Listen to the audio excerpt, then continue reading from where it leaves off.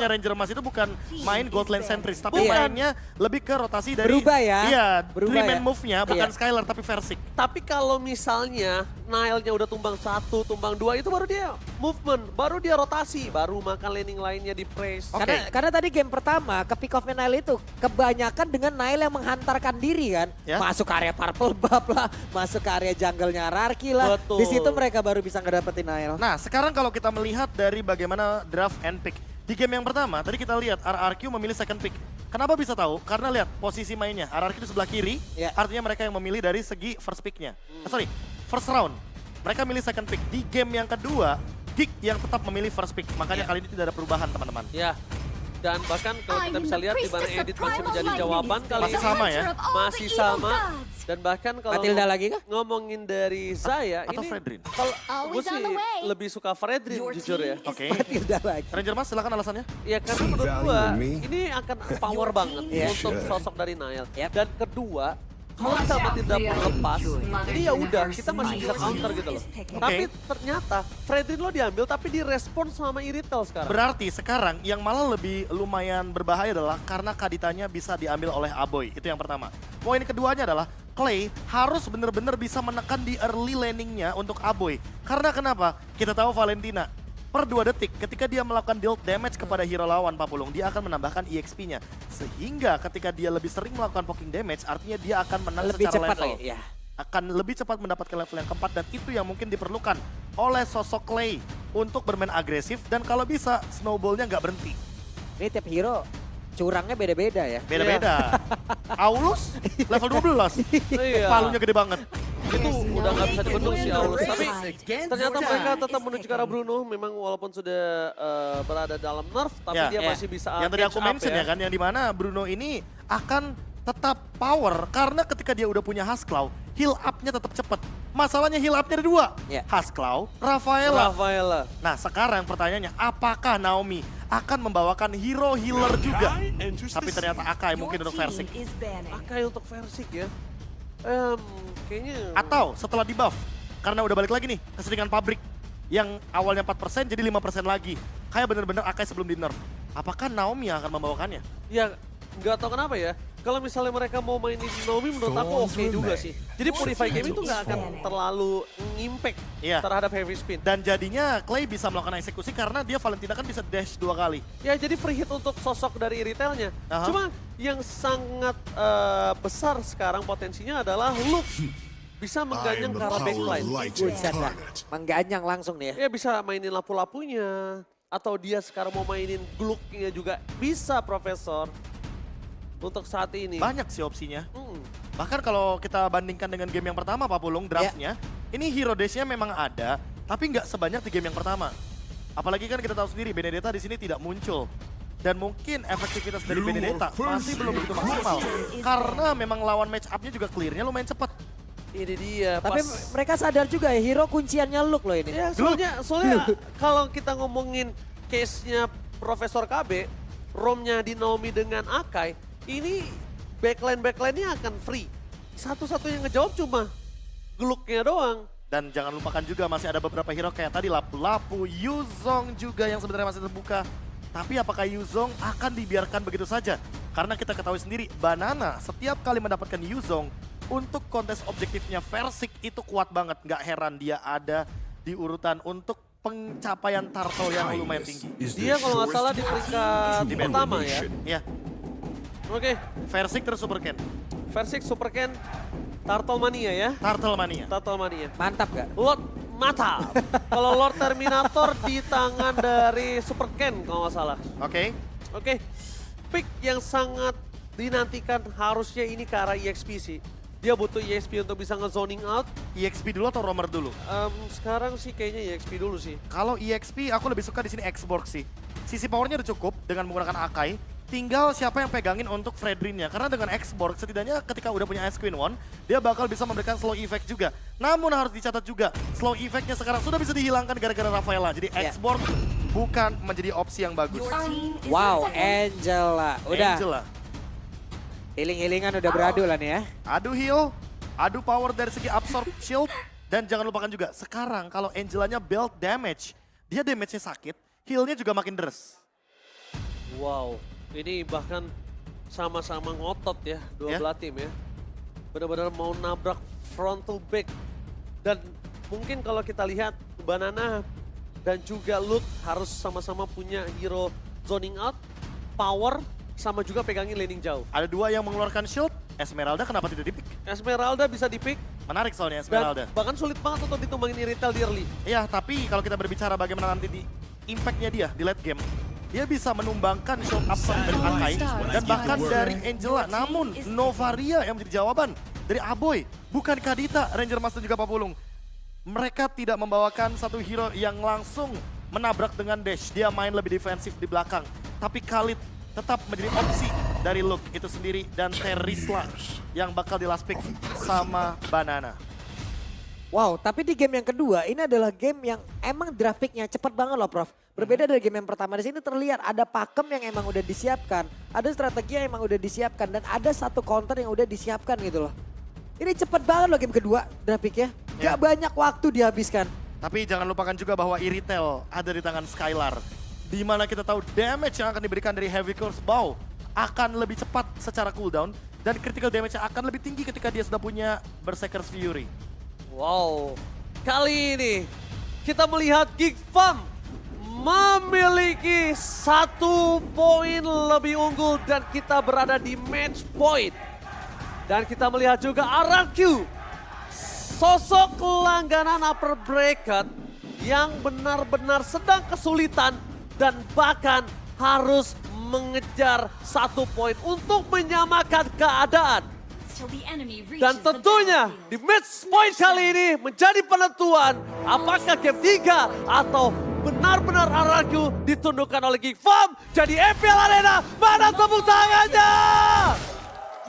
Wow. Let's go to the land of down. Itu dia semangat dari teman-teman yang memang sudah hadir di MPL Arena untuk bisa memberikan support secara langsung. Tapi seperti biasa, sharing dari levelnya.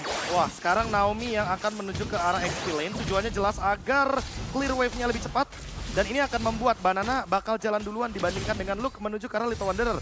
Bahkan Naomi-nya udah sampai duluan di rumput yang cukup penting untuk setup ke arah Lito-nya. Alright, lihat di depan sana, Boloski telah mendeteksi Naomi. Kali ini, para pasukan dari RRQ, mereka standby dengan 3 orang yang tersisa. Versik is coming up, menuju ke arah sosok dari seorang Nao. Tapi Retribution tidak bisa diadu. Versik kalah cepat dalam menuju ke arah Little Wonder. Ya, tapi kayaknya dari 2 game yang berjalan, kayaknya Baloy agak cukup berani di awal-awal ya. Ya. Kalau tadi ke pick off yang barusan udah flicker loh. Ya nggak masalah juga lagi dan lagi. Ada Wilderness Blessing. Yang dimana akan membuat movement dia di area river jauh lebih cepat. Tapi sekarang nggak cuma Baloyski yang menggunakan, Aboy juga menggunakannya. Dan ingat, ketika dia menggunakan Astral Recall, dia menambahkan movement speed lagi. Ini bakal jadi Novaria yang movement speednya cepat banget harusnya. Novaria yang selalu ditangkap. Apalagi kita melihat di mana RRQ lagi-lagi kesulitan di arah gold laner mereka. Sedangkan Geek Farm berada di strong lane. Skylar seorang diri. Udah terlihat 2 player dari Geek Farm standby untuk bisa menggerogoti plating gold di arah bottom lane, Pak Bulu. Yap, dan penggunaan dari Kadera juga coba lihat bolanya selalu berapi, selalu bisa dijaga loh. Itu adalah hal yang sangat-sangat berbahaya, mau dideketin juga nggak bisa. Alright, tapi Turtle telah terbuka.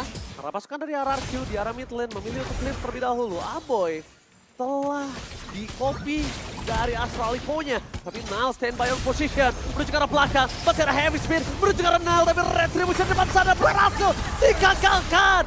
First blood memang di tangan dari Nile. Tapi Aboy take over Turtle yang sangat berharga. Dengan seluruh keuntungan di tangan RRQ. Itu ternyata nggak berarti. Di balik itu semua flicker dari Long berhasil memenggal sosok dari Naomi. Tidak bisa kemana-mana lagi. Bahkan flicker sekalipun nggak mampu menyelamatkan sosok Naomi. Tapi luar biasa ya, penggunaan dari Astral Meteor damage per second ya Prof.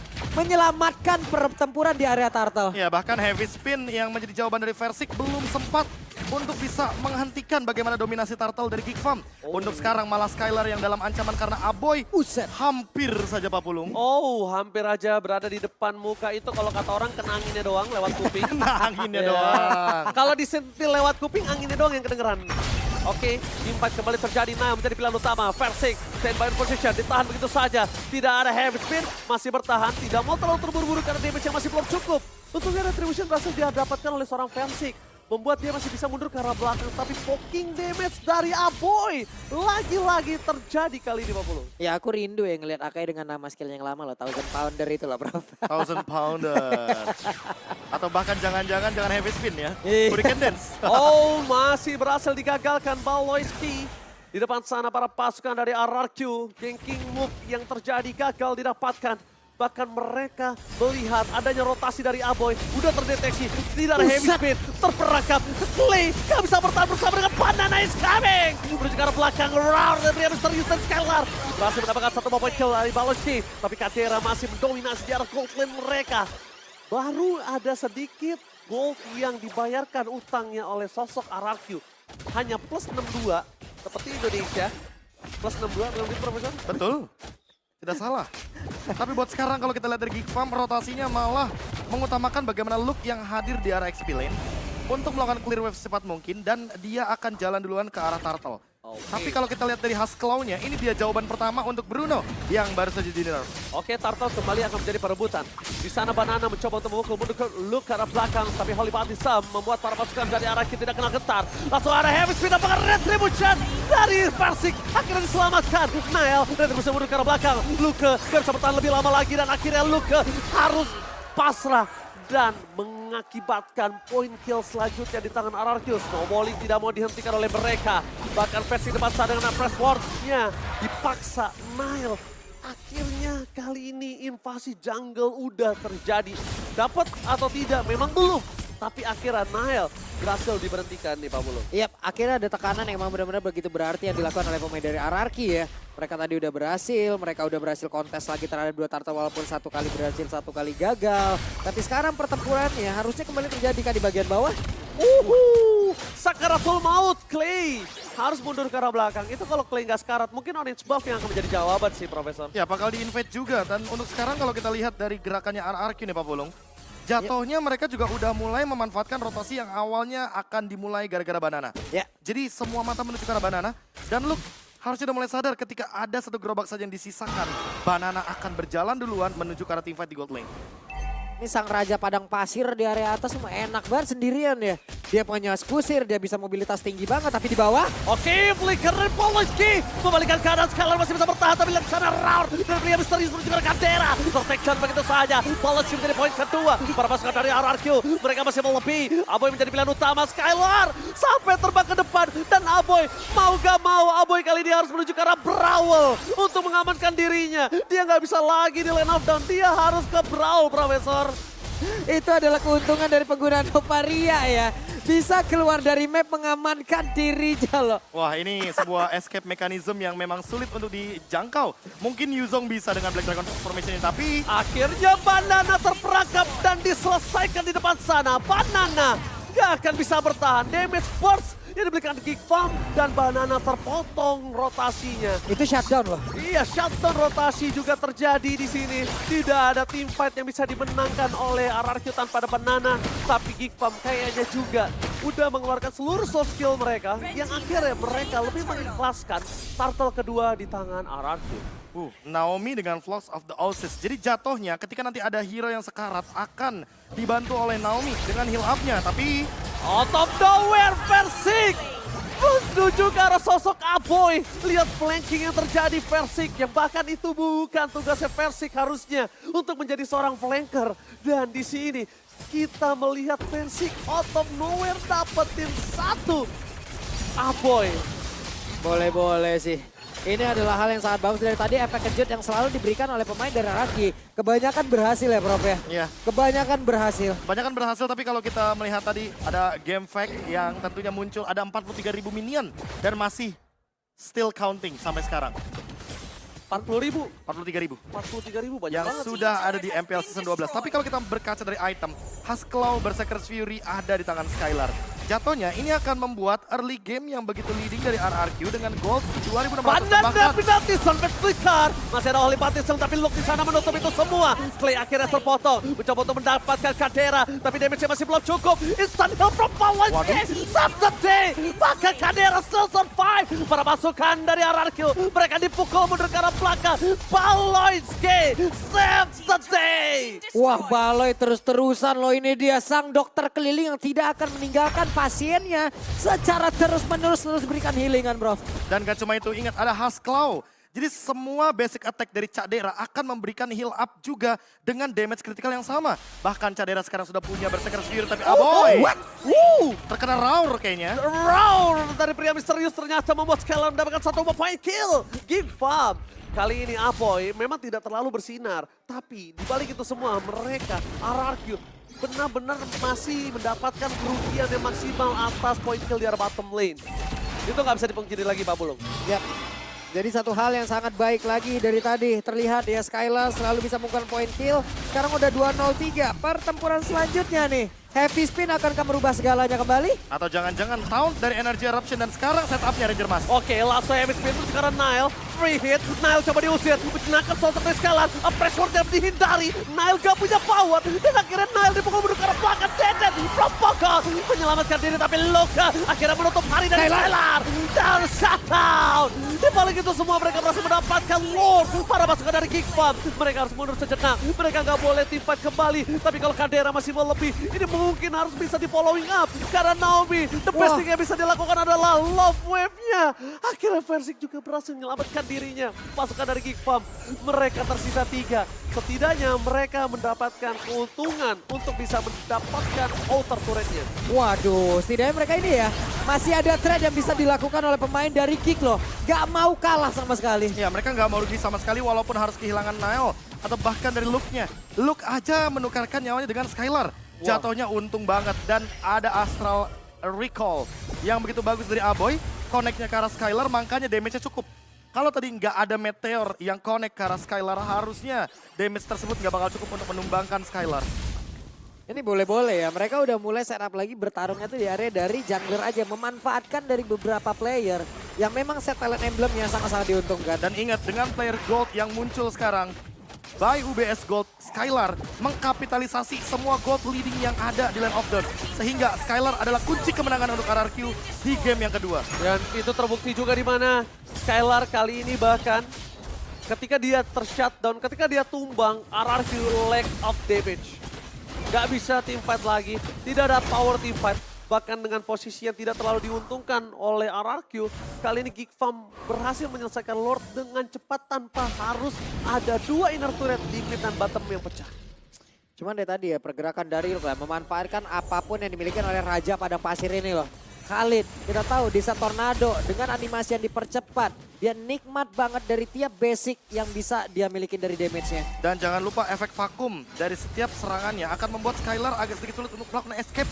Dan kalau seandainya Skylar terus-terusan di-engage dengan menggunakan Desert Tornado dan bahkan Tornado Strike-nya, ini bakal susah buat escape walaupun dia menggunakan sprint.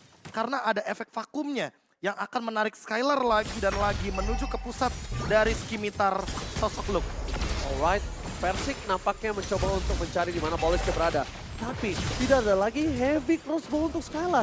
Karena fokus utamanya adalah turret inner yang mungkin tadi tidak bisa didapatkan mereka oleh adanya Lord sekalipun. Windtalker dari Mancing Skylar. terus ya Versik ya, mancing loh dia terus di situ loh. Ya, Versik bener-bener cuma mau jadi bait. Dan ingat ada Naomi di belakang. Dengan menggunakan satu buah Heart Guard, Versik sudah bisa dipastikan akan tercover. Kalaupun nantinya nggak ada cover dari Heart Guard, setidaknya dia punya Heavy Spin. Ada Escape Mechanism.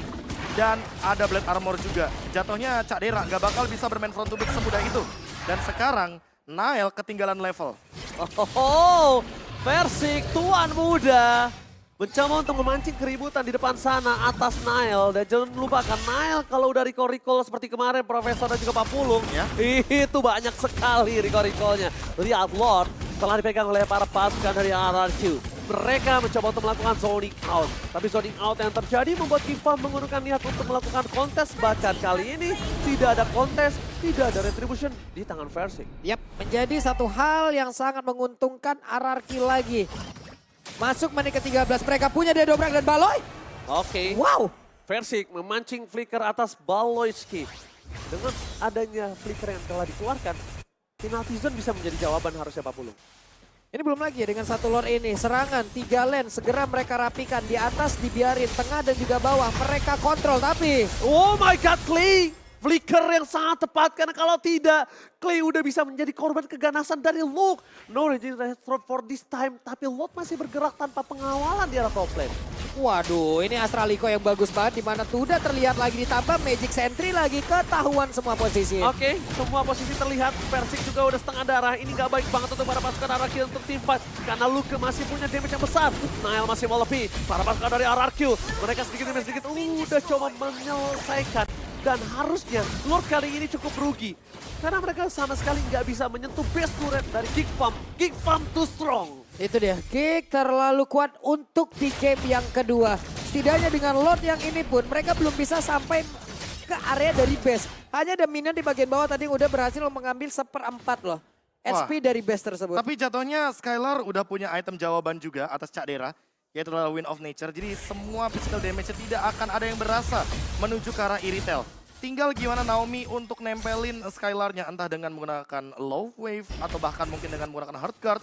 Karena yang aku lihat dari tadi, Naomi adalah orang dari RRQ yang memang tugasnya adalah menjalankan lane jauh, tapi Persik. Oke, Persik terperangkap di depan sana. Masih ada roll dari pria misterius mengusir para pasukan dari Geek Farm. Disengage pun terjadi. Para pasukan dari RRQ, Skylar tertinggal. Akhirnya ditutup. Persik, heavy spin for defensive. Untuk para pasukan dari RRQ, mereka udah gak punya lagi sword skill dan Geek Farm.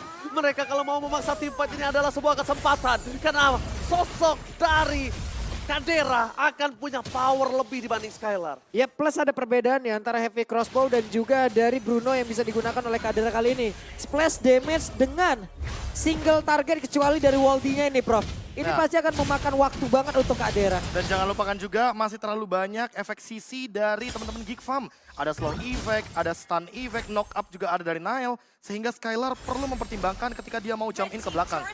Flanking adalah jawaban yang baik dari RRQ. Tinggal gimana caranya mereka memanfaatkan 3.500 net worth yang menjadi pembeda untuk di mid game kali ini. Wind of Nature juga sudah ada di tangan dari Cak Dera. Sehingga semua physical damage akan saling berlawanan saja.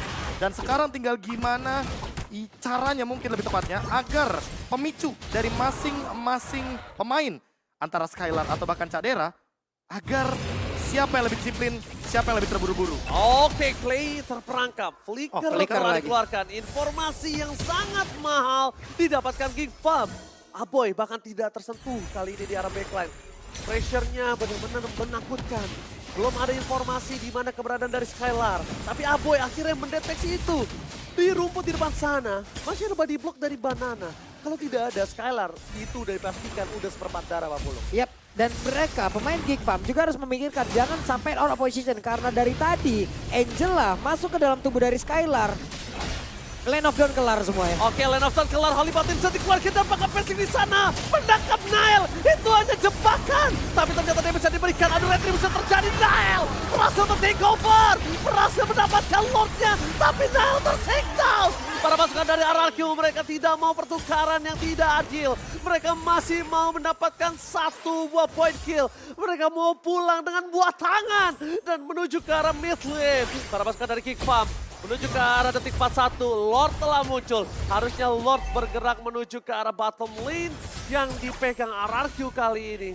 Udah bisa diselesaikan dengan cepat, kalau enggak kerugian di tangan RRQ karena 3 lane mereka terdorong dengan maksimal oleh Geek Farm. Nafas tambahan dan heavy spin tadi sepertinya yang terburu-buru kah Prof? Atau seperti apa Timingnya Prof? pas sih, timingnya Timingnya pas. Tapi emang damage dealt-nya agak sedikit berbeda karena Oke. badannya jump in ke belakang.